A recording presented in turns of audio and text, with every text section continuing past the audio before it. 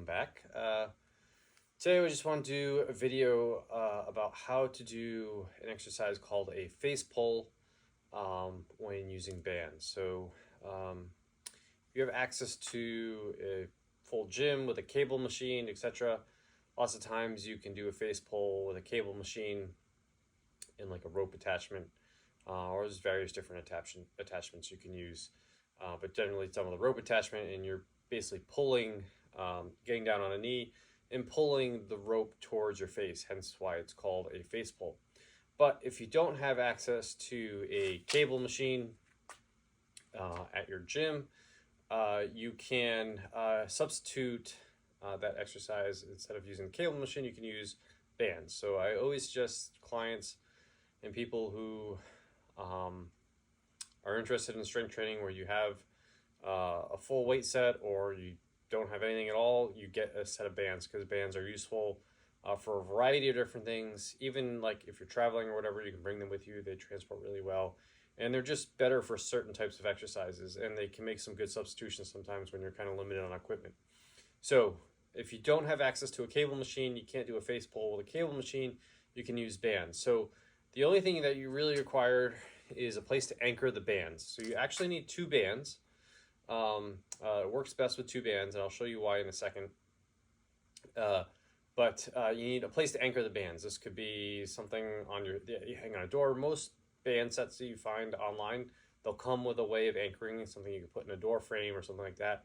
I just have my bands anchored to something I have screwed into the ceiling here in my gym. And so you have two bands. One band, you're just going to loop through the anchor point like this. So you have both ends hanging down. And then you're going to take the second band and loop it through the ends at the top like this. So now you have two handles essentially, right?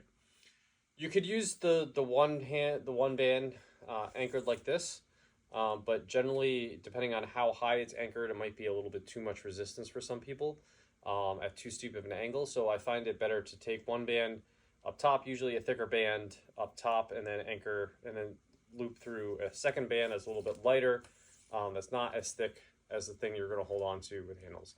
Now, if you have handles you can attach to your bands, you can use those too. That's pretty good too. But basically, you have the band set up like this. You're going to step back so you get an appropriate amount of resistance. Obviously, the closer you are to the anchor point, the less resistance. The further you move away, the more resistance. That's how bands work. And you're just going to take a knee, whatever knee, doesn't matter. Either way, just knocked over my loading pin. You're going to take a knee, and then you're going to pull the bands. So extend your arms all the way out, and you're going to pull the bands towards your face like this, right? And what you should feel is your shoulder blades behind you squeezing together. So if you stop here, you really focus on like, are my shoulder blades squeezing together? Yes, then you're doing the movement right. Right? You can play with the bands higher up, bring them back higher up, lower down. But in either case, the main thing that you want to focus on is those shoulders squeezing together. You really want to feel this in your back the most, right? That's the best muscles you're working, your back and your shoulder blades, squeezing those together, right, as you pull it towards you. Now you can keep your hands vertical if you want. That provides a little more resistance in the arms if you do that, because you have to stop your arms from being pulled forward. So I kind of prefer more horizontal, everything straight, and just pulling straight back like this towards your face, right? If you happen to anchor the band a different way, let's see if I can kind of get this set up quickly. If you happen to anchor the band like this, and you loop the band through something at the top like that, and you have this loop down here, this will work. Make sure I don't step on that loading pin. This will work, but the problem is you limit your range of motion because the band is now hitting your face, right? So the other way, you can pull the band as far back as you really want because you have nothing in your face.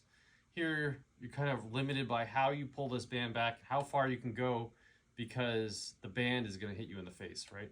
So that's the other reason why I prefer the other way of looping the bands around each other and using two bands instead of one.